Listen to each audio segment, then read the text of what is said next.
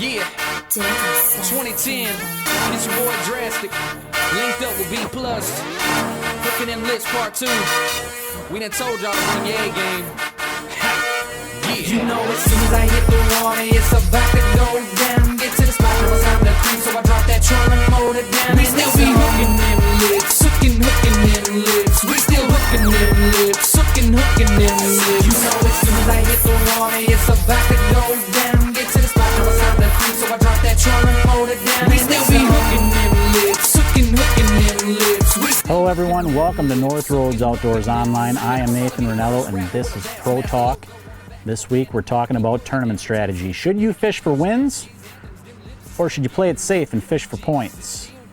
Nobody remembers the guys in the middle, but everyone remembers the winners. Is that the best strategy to take? This week you're going to find out from these guys. It just depends, you know. Like I said a while ago, I'd like to swing for the fence on all of them, but I know better, you know.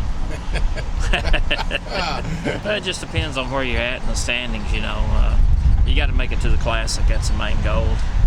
You know, you need to win, but just depends on where you're at in the standings is the way I'd play it. If you swing for the fence every time, every now and then you're going to get knocked out. So, you know, in the Classic right now, I've been in it all year, so just trying to make sure I stay in it. No, I mean, everybody has their own opinion about that. That's a good question. You know, do you try to stay in the points or do you try to win? And, you know, I guess in reality we all want to win every time we go fishing, but the facts are these are the 100 best bass fishermen on the planet, and we've only got 8 tournaments a year. So, you know, obviously everybody's not going to win one. Right. And, you know, it's real important to qualify for the Classic and to be there. But now, with being able to make it to the Classic with a win, then that kind of takes that scenario out of the picture, where before you might could win a tournament and just do terrible and still not make the Classic. But, you know, there again, everybody's got their own beliefs and own opinion. But I think you should try to win. And I actually did an interview just on the way up here with a writer. And the story saying if you found the mother lode of fish, the winning stringer, just to, you know the Mac Daddy's place, and you go there and they're not biting, and you spend an hour or two, do you stay, do you go? And my answer was absolutely you stay, because I don't care who you are, you don't have many chances to win. And you know, at each tournament, like I said, I think everybody wants to win, but you know by your practice whether you've got a decent chance to win or not. And I've won a BAS. I've actually 2 of the 9 BASS tournaments I've won. I found the winning stringer and the pattern all during the tournament. But the other times I had found them and I felt like I was on a winning stringer. I think it's real important to win in this sport. First place being $100,000, second place being $25,000, 13th place being $10,000. I think it's real important to win because you can make 5 or 6 checks a year and you're losing money without sponsorship dollars. And I think people pay attention to wins for your career and not just making checks. I think it's real important to have those W's. Right. Well, see, that's my nature, is to try to win. And I've had some bad years because of that with the point system. But I've also won Angler Year twice. So sometimes you can hit those good tournaments and almost wins because you're swinging for the fence, so to speak. Hit 4, 5, 6 of them in a row, something like that. The last time I won Angler Year, I won the first 2 events. We were fishing, I think it was 150s in. There were six 150s, and I won the first 2. So, did I start fishing conservatively then? No.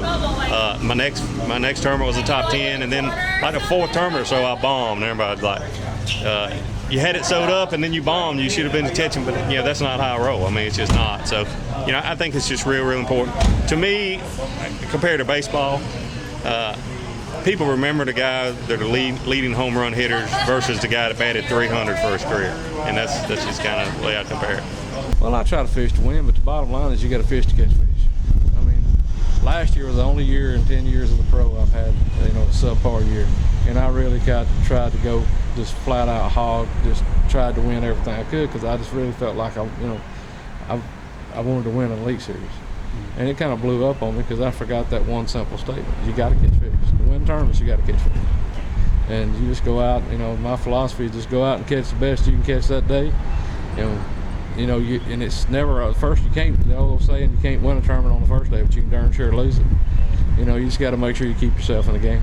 No, I'm a firm believer you just fish within your means and you fish to the best of your ability.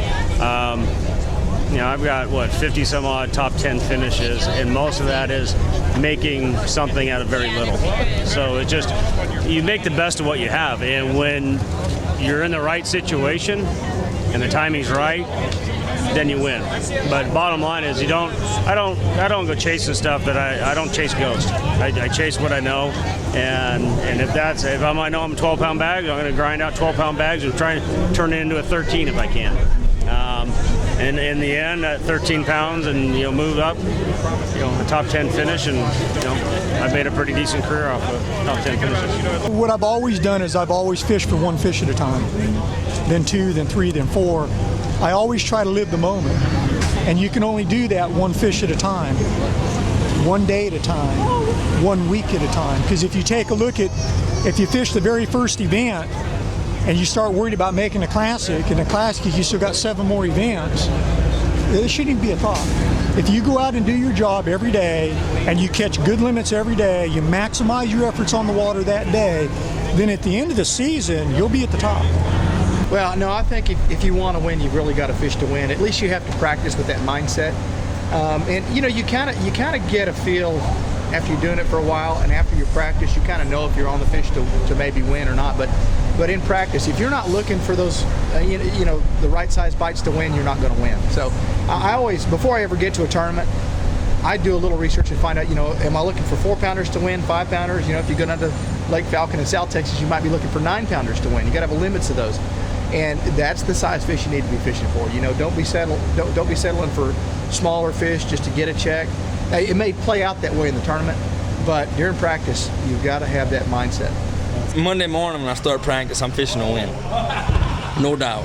And then as practice goes on, you kind of change to what you need to do to survive. Because winning is great, but you can't finish 90th and oh well, I tried to win and I lost. Well, you do that too many times, you're out. So I go into every tournament trying to find a winning fish. But if it turns into a survival deal and just trying to have a good solid tournament, that's fine too. I try to fish for the win, but common sense comes into play when you're not having a good tournament. You have to fish for a check.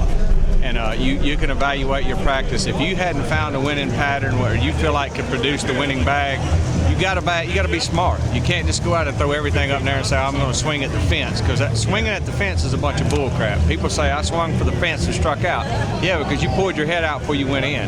There ain't no such thing. You play the game smart or you strike out. So when you're not on the winning pattern, you back up and try to do everything you can to salvage that tournament. There's nothing ashamed of saying, I didn't find the winning stringer. The best I could do was 25th. Gotcha. Don't prop on an excuse. Fish the best you can. And your winning tournament may be 31st. No, you got to bail and go for points. Sometimes you don't have the right fish. You're not on the right quality of fish to win with. You're on the quality of fish for a top 20, top 50, or you just suck.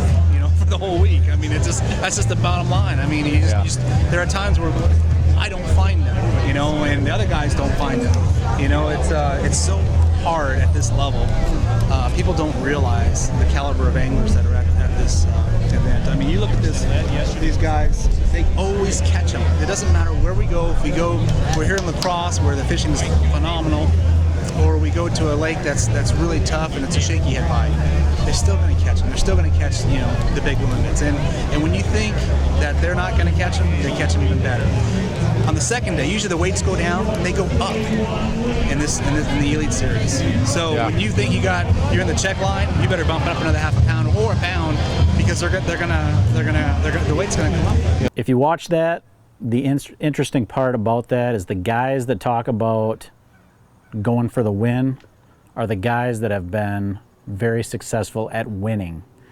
I think it's overlooked. I think guys think about needing to make the classic and don't swing for the fence enough, and you'll see that. Not to downgrade the guys that haven't won, but Davey Height said you got to go for the win. And he wins. Elton Jones says you got to go for the win. He wins a lot.